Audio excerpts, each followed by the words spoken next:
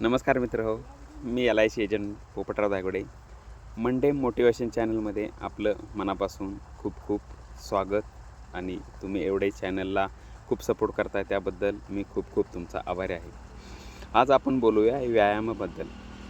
चला, आता सध्या थंडीचे दिवस आहेत, त्यामुळं सकाळचं उठायला नकोच वाटतं म्हणजे जे आपण अंथरूण अंगावर घेतलेलं असतं ते सोडूच वाटत नाही. पण एकंदरीत आपण जे व्यायामतज्ञ आहेत किंवा योगातज्ञ आहेत, त्यांच्या म्हणण्यानुसार विचार केला तर ज्यावेळेस पहाटे उठतो आणि थंडीच्या दिवसात व्यायाम केला तर तो खूप मानवतो.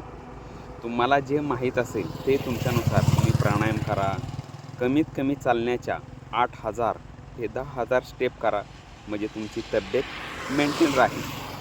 फक्त ह्या स्टेपमध्ये मेंटेन राहू शकते. तुम्हाला कमी करायचं असेल तर अजून वेगळे एफर्ट्स करावे लागतील. त्यामुळे तुम्ही पहाटे उठा, सकाळचं चाला, त्यानंतर प्राणायाम करा, योगासने करा, सूर्यनमस्कार करा.